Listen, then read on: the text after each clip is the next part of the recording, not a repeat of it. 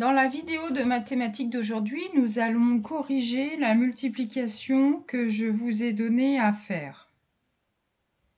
Alors, il s'agissait de 128 fois 3. Donc, je vais la poser dans mon tableau de numération. Comme ça, je suis sûre d'aligner correctement les chiffres. 128 fois 3.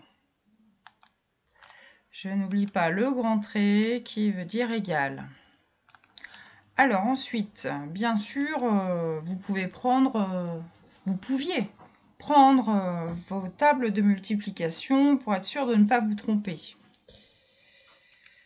Je faisais 3 fois 8, ça fait 24. Donc j'écris 4 et je retiens 2.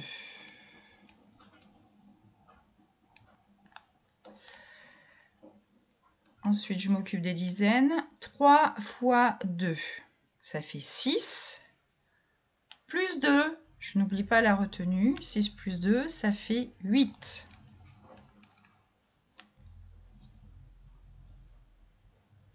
Je m'occupe maintenant des centaines. Je fais 3 fois 1, ça fait 3.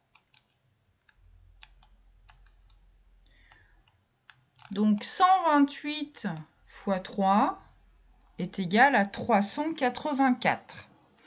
Maintenant, nous allons parler de multiplication un peu particulière. Nous allons parler des multiplications quand il y a 10 dans la multiplication. C'est une révision puisqu'on l'avait vu en classe, mais ça date un petit peu maintenant. Donc c'est bien de revoir. Je vous ai remis les tables de multiplication que vous avez appris. Je voulais qu'on regarde la dernière ligne. 10 fois 2 égale 20, 10 fois 3 égale 30, 10 fois 4 égale 40, 10 fois 5 égale 50. Est-ce que vous remarquez quelque chose? J'espère que oui. Regardez bien, dans la première, il y a un 2 ici. Le 10 est multiplié par 2. On retrouve le 2 ici. Et il y a le 0 du 10. Si je regarde 10 fois 3, je retrouve le 3 ici.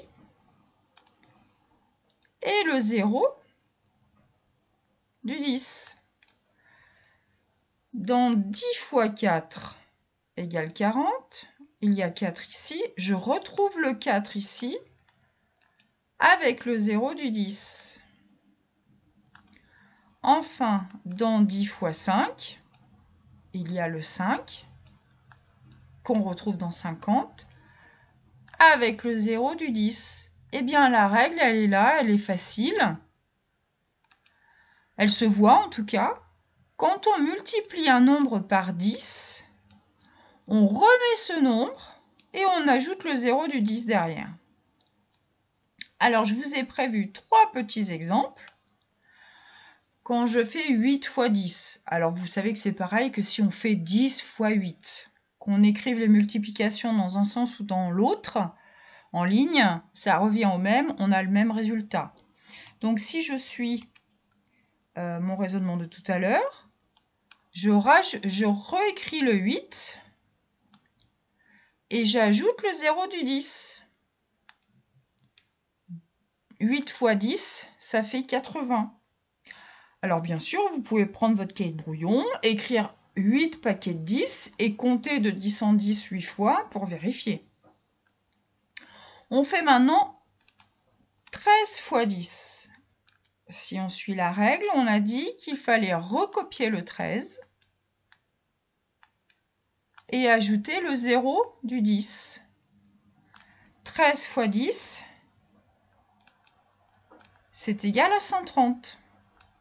Là, de la même façon, si vous voulez vérifier, vous pouvez compter 13 paquets de 10 sur vos doigts ou à l'oral, et vous verrez que ça fait 130. Maintenant, si je prends un très grand nombre, par exemple 456 fois 10, bah bien sûr, je ne vais pas compter 456 fois 10. La règle, on l'a établie, elle existe, on s'en sert. Du coup, je réécris 456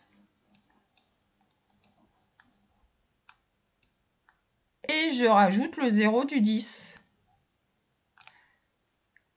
456 fois 10, c'est égal à 4560. C'est à vous de jouer maintenant sur le petit fichier de maths.